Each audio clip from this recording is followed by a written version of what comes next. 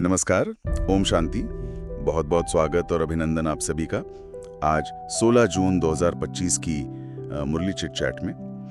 तो आज प्यारे शिव बाबा ने हम बच्चों को अपने दिल में सदा खुशी का अनुभव करने की युक्ति बताई है। ये खुशी कहाँ से आती है? इस गहरी स्मृति से कि हमें पढ़ाने वाला कोई साधारण देहधारी मनुष्य नहीं, बल्कि स्वयं परम पिता अशरीरी बाप है जी, जो इस साकार तन में प्रवेश कर खास हमें अपनी संतान को पढ़ाते हैं। ये एहसास ही रोंगटे खड़े कर देता है। सचमुच ये तो परम सौभाग्य की बात है।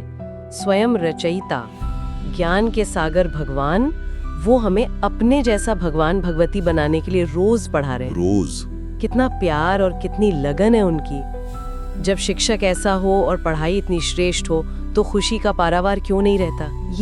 ये सोचने वाली बात है ना। हाँ बिल्कुल, बाबा भी यही प्रश्न उठाते हैं कि बच्चों ये खुशी स्थायी क्यों नहीं रहती। और फिर स्नेह से कारण भी समझाते हैं कि माया ऐसी है जो इस बेहद की खुशी और नशे को भुला देती है। हाँ, वो माया का काम ही यही है। इसीलिए तो बाबा हमें ज्ञान का तीसरा नेत्र देते हैं, एक दिव्य दृष्टि, जिससे हम अपनी बुद्धि को इस पुरानी दुखदाई दुनिया और उसके अल्पकाल के संबंधों से हटा सकें। जी, हटाकर अपने असली घर शांति धाम और आने वाली नई दुनिया सुख धाम पर टिका सकें। बिल्कुल। इन बाहर की आंखों से तो ये दुख की छीछी दुनिया ही दिखती है। हाँ। बाबा कहते हैं इस दिखने वाले कीचड़ से अपनी बुद्धि को निकालो और उस पारलौकिक घर और सतयुगी स्वर्ग की याद में रहो। हाँ, वो याद ही हमें शक्ति देती है। सोचें तो बाबा हमें इस दुनियावी कीचड़ से निकालकर दिव्यता का फूल बना रहे हैं, देवता बना रहे हैं। ऐसे प्यारे बाप का कितना रिगार्ड, कितना सम्मान दिल में होना चाहिए। उनकी हर श्रीमत हमारे कल्याण के लिए ही है। और देखिए इस पढ़ाई का लक्ष्य कितना महान है। बाबा कहते हैं इस ज्ञान से तुम बच्चे विश्व के मालिक बनते हो। पूरे 21 जन्मों का सुख। हाँ, 21 जन्मों का निर्विघ्न सुख पाते हो।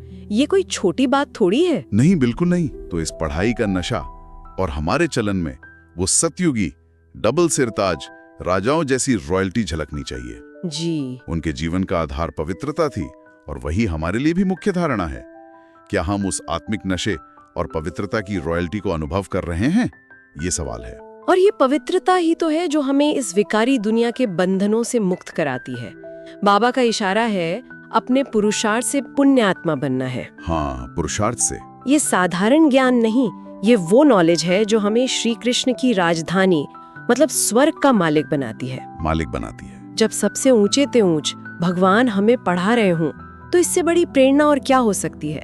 ये सोचकर ही खुशी और शक्ति महसूस होती है। असल में होती है, लेकिन बाबा हमें सावधान भी करते हैं कि रास्ता सहज नहीं, माया भी बहुत प्रबल शत्रु है। हाँ, ये भी है। मुरली में बाबा कहते हैं अच्छे महारथी बच्चों को भी माया रूपी ग्राह यानी मगरमच्छ पकड़ लेता है, हप कर लेता है। अच्छा। और जो गज और ग्राह की कहानी शास्त्रों में है, बाबा कहते हैं वो इसी संगम युग की बात है।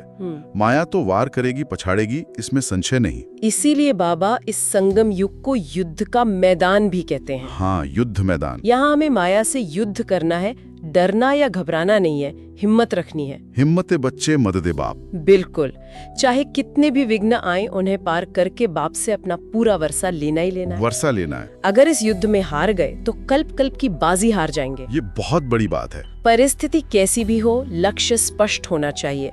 बेहद के बाप से विश्व की बादशाही का अधिकार प्राप्त करना है। ये पुरानी दुनिया तो अब खत्म होनी ही है, इसमें दिल क्यों लगाएं? सही बात है। बाबा हमें अपनी असली पहचान भी याद दिलाते हैं। तुम सब आत्माएं सीताएं हो। सीताएं। और मैं तुम्हारा राम शिव बाबा इस रावण राज्य को समाप्त कर सच्चा राम राज्य स्थापन करने आया हूँ। हाँ। और श्रेष्ठ बनने का एक ही रास्ता है, श्रीमत पर चलना। श्रीमत पर चलना। और कितने प्यार और अधिकार से बाबा समझाते हैं, हे मेरी मीठी आत्माओं, मीठे बच्चे, मैं इस पतित दुनिया और तुम बच्चों को पावन बनाने आया हूँ। अब देखो पुरानी दुनिया का विनाश सामने खड़ा है। बिल्कुल सामने। इसलिए देह और दुनिया के भान से परे हो, देह अभिमान छोड़ एक मुझ बाप को याद करो। मामेकम याद करो। हाँ, यही मामेकम याद करो का महामंत्र है। इसी याद की अग्नि से हमारे जन्मों के विकर्म भस्म होंगे और आत्मा सतो प्रधान पवित्र बन जाएगी। ये याद ही ढाल है। बिल्कुल, यही याद हमारी ढाल और तलवार है।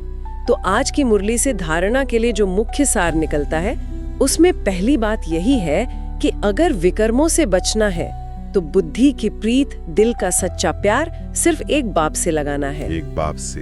इस पुरानी देह के अभिमान को पूरी तरह छोड़ देना है, क्योंकि यही सब दुखों का कह सकते हैं मूल है। हाँ, जड़ है। और दूसरी अहम बात, सदा स्मृति रहे कि हम ईश्वरीय संतान, वीर योद्धा हैं। वॉरियर्स हैं। हम वॉरियर्स हैं। इस स्वमान से माया रूपी दुश्मन पर विजय पानी है। उसकी चुनौतियों से घबराना नहीं, परवाह नहीं करनी। हाँ, परवाह नहीं करनी। लेकिन हाँ, ये भी ध्यान रखना है कि माया गुप्त रूप से भी वार करती है, इसलिए बहुत अटेंशन रखकर उसे परखना और स्वयं को सुरक्षित रखना भी जरूरी है। अलर्ट रहना है, बिल्कुल। और बाबा ने आज हमें जो शक्तिशाली वरदान दिया है वो है मनसा, वाचा और कर्मणा के पवित्रता में संपूर्ण मार्क्स लेने वाले नंबर 1 आज्ञाकारी भव। नंबर 1 आज्ञाकारी, अर्थात हमारे संकल्प में भी अपवित्रता का अंश ना हो, वाणी में सदा सत्यता और मिठास हो, और कर्म में सदा नम्रता, संतुष्टता और खुशी झलके। वाह, ऐसे बच्चों की बाबा भी महिमा करते हैं जी। साथ ही आज का स्लोगन हमें याद दिलाता है, संबंध, संपर्क और स्थिति में लाइट बनो, दिनचर्या में नहीं। अच्छा, ये समझने जैसा है। हाँ, अर्थात बाहरी कामकाज में ढीलापन नहीं, लेकिन रिश्तों में, व्यवहार में और अपनी आत्मिक स्थिति में हल्के रहें, बोझ महसूस न करें। जी, लाइट रहें। हाँ, आज के ये अव्यक्त इशारे भी हमें गहरे अभ्यास की ओर ले जाते हैं, अंतर्मुखी बनने और आत्मिक स्वरूप में स्थित रहने का अभ्यास। अंतर्मुखता का अभ्यास। ऐसी रूहानी स्थिति में रहने वाली आत्माएं हर परिस्थिति में, चाहे अकेले हों या समूह में, स्वयं को सहजता से एडजस्ट कर लेती हैं। यही ब्राह्मण जीवन की विशेषता है। हाँ, यही खूबी है। इसी गहरे चिंतन और बाबा के प्यार की अनुभूति के साथ ओम शांति।